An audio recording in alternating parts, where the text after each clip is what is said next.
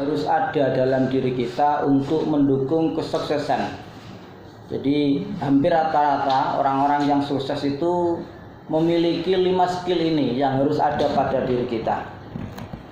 Yang pertama, skill, keterampilan, soft skill yang ada yang harus kita bangun pada diri kita adalah percaya diri. Nah, ya. Jadi seperti yang sudah saya sampaikan dalam pekan kemarin, percaya diri ini sangat penting bagi kita. Bagaimana orang lain bisa percaya kepada diri kita sementara kita tidak percaya diri pada diri kita sendiri. Tidak percaya diri pada kemampuan kita sendiri. Nah, oleh karena itu anak sekalian, rasa percaya diri ini akan muncul dengan sendirinya atau dipupuk dan diperoleh dengan semakin bertambahnya ilmu yang kita dapat. Ilmu yang kita dapat, pengetahuan yang kita dapat, skill-skill yang lain kita memiliki, kemampuan-kemampuan lain kita miliki, maka itu akan mempengaruhi kepercayaan diri kita. Nah, maka penting di sini mengapa harus percaya diri? Percaya itu iman, percaya itu yakin. Keyakinan yang ada pada diri kita harus ada bahwa kita mampu, kita bisa, dan itu harus ada dalam diri kita masing-masing. Makanya dalam soal agama yang pertama kali ditanamkan adalah masalah keyakinan atau iman, percaya. Nah, kepercayaan itu bermula dari apa? Bermula dari pikiran kita. Pikiran kita benar-benar harus yakin.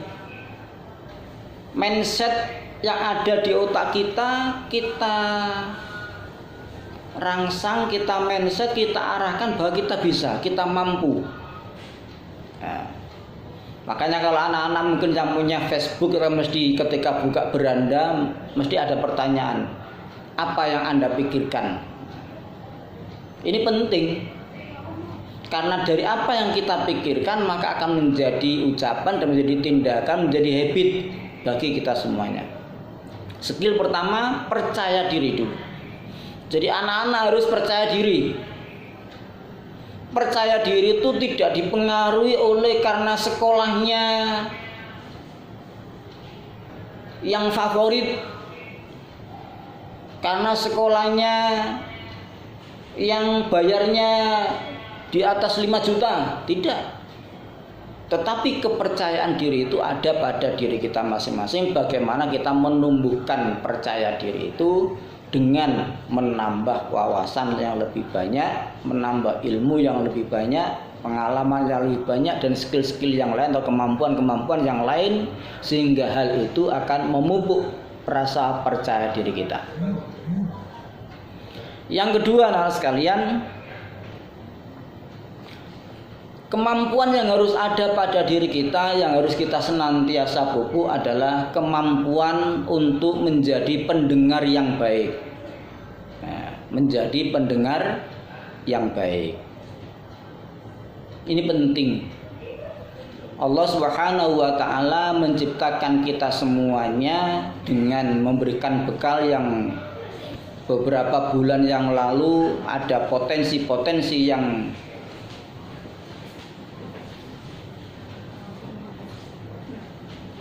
potensi dasar yang Allah berikan kepada kita. Di antaranya adalah pendengaran as-sam'ah. Nah, kemampuan mendengar atau menjadi pendengar yang baik ini sangat penting, karena kita harus merespon apa yang ada di lingkungan kita. Di samping melihat juga kita harus mengasah pendengaran kita. Lebih khusus Allah Subhanahu wa taala menerangkan dalam Al-Qur'an, alladzina yastami'unal qaula fayattabi'una ahsana. Ulaikal ladzina hadahumullah wa ulaika hum ulul albab. Jadi orang-orang yang beruntung dan orang-orang yang berpikir itu karena alladzina yastami'unal qaula. orang-orang yang menggunakan dua pendengarannya untuk mendengarkan perkataan-perkataan, ucapan-ucapan, dan mengambil perkataan dan ucapan yang terbaik. Kemampuan mendengar kita harus kita tingkatkan. Dalam satu riwayat, para sahabat ketika berhalakoh, ketika Nabi mengajarkan berdakwah di masjid, bagaimana para sahabat itu benar-benar memiliki kemampuan mendengar yang luar biasa, khusyuk, tunduk, mendengarkan betul-betul, sampai diibaratkan ketika dia pada dalam posisi majelis taklim atau belajar itu, tenangnya mendengarkannya itu diibaratkan kalau ada burung yang hinggap di kepalanya itu tidak akan terbang karena posisinya seperti begitu tenangnya kepala kita ketika mendengarkan. Nah, kemampuan mendengar menyerap informasi. Nah, ya. Jadi kemampuan mendengar, menjadi pendengar yang baik itu kemampuan menyerap informasi sebanyak-banyaknya, kemudian diolah oleh hati, pikiran, dan pada akhirnya menjadi tindakan apa yang harus kita lakukan. Belajar dengan menjadi pendengar yang baik. Yang ketiga yakni manajemen waktu. Nah, orang-orang sukses dimanapun saja memiliki kemampuan mengatur waktu dengan baik. Memiliki kemampuan mengatur waktu dengan baik. Nah, kalau dalam keseharian kita dalam belajar, anak-anak sudah diatur waktunya oleh sekolah, ada jam pelajaran ya. Jam 7 sudah harus absen, kemudian baca doa, kemudian al-kafi, kemudian motivasi pagi. Nanti jam 7.30 sampai dengan jam berapa, jam 8 atau jam 8.30 pelajaran. Nanti istirahat, pelajaran lagi, sampai itu sudah diatur jadwalnya oleh sekolah dalam rangka membimbing anak-anak bahwa pengelolaan waktu itu penting. Nah, ketika nanti anak-anak dewasa punya kantor sendiri, juga demikian mengikuti irama kantor, irama jam waktunya. Tetapi kalau anak-anak punya usaha sendiri, maka yang mengatur, yang memanage itu waktu adalah anak-anak sendiri.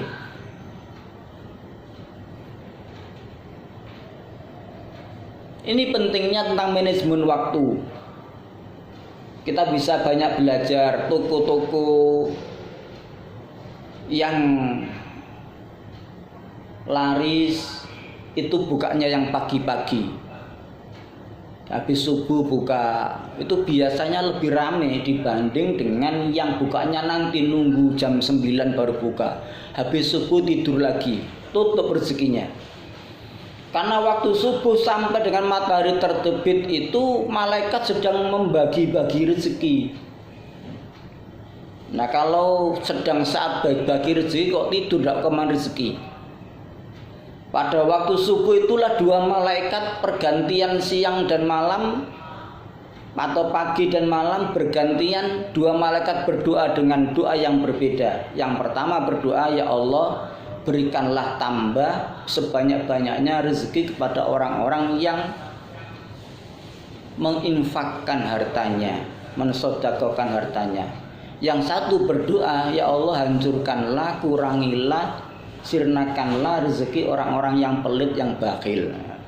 Itu di waktu-waktu subuh sampai dengan terbitnya matahari. Nah, kita bisa lihat dalam kehidupan kita sehari-hari bagaimana ketika mengatur waktu, penggunaan waktu yang sebaik-baiknya, ya.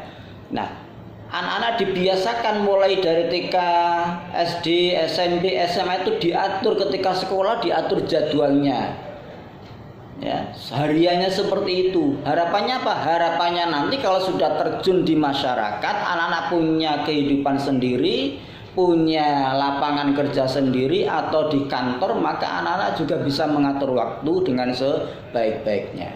Manajemen waktu.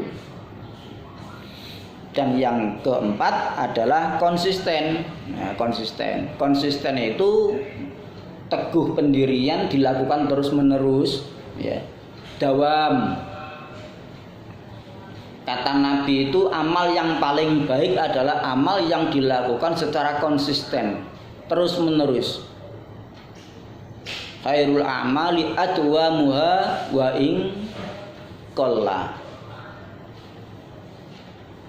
Sebaik-baik amal adalah amal yang dilakukan secara konsisten, terus-menerus walaupun sedikit.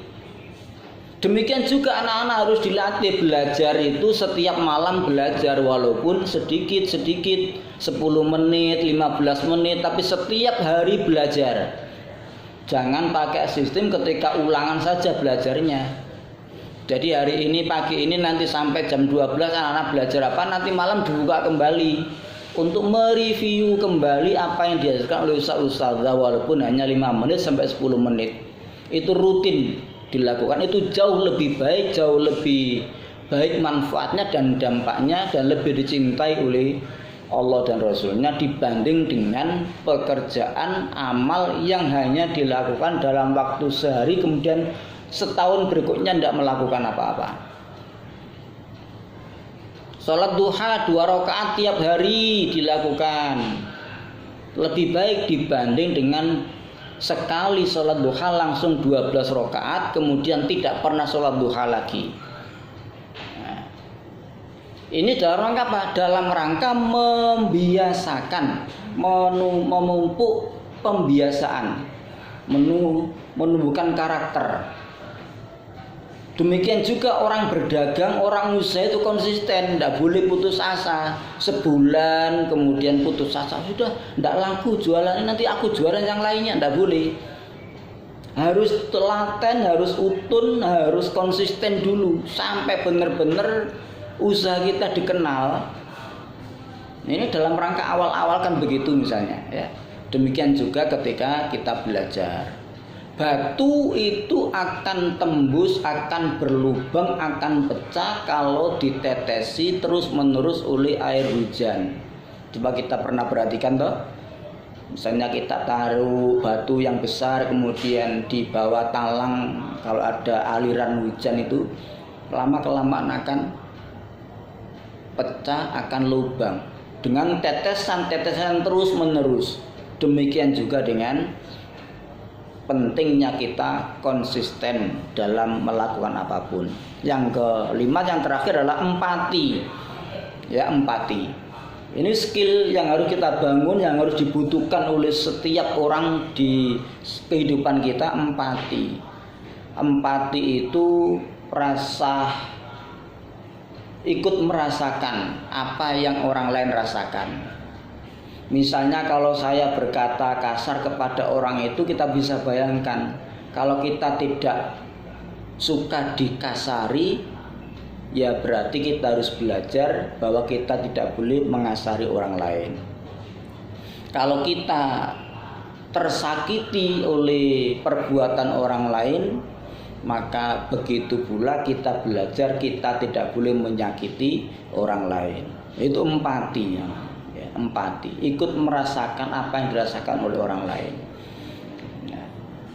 5 kemampuan inilah yang sangat dibutuhkan dalam kehidupan kita, ya, dalam kehidupan kita.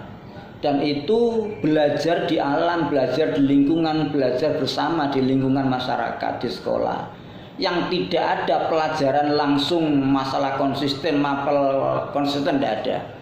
Mapel empati secara khusus, tapi terintegrasi, ya, terintegrasi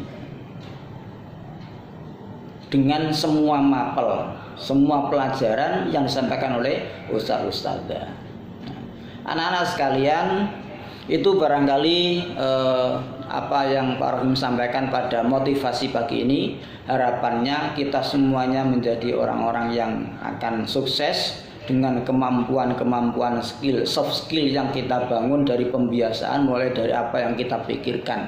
Oleh karena itu harus yakin akan kekuatan pikiran. Apa yang Anda pikirkan, maka pikirkanlah yang baik-baik. Insya Allah yang kita dapatkan, yang kita lakukan, yang kita peroleh, yang ada dalam lingkungan kita juga akan senantiasa baik-baik saja.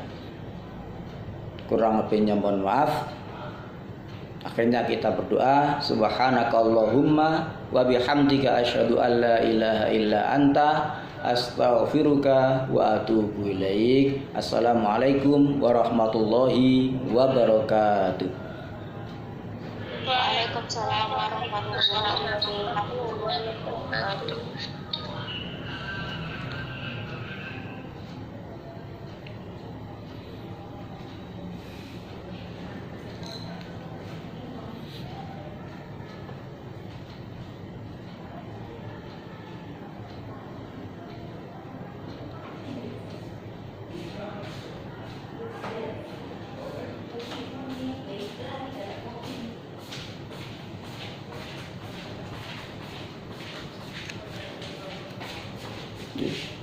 Terima kasih.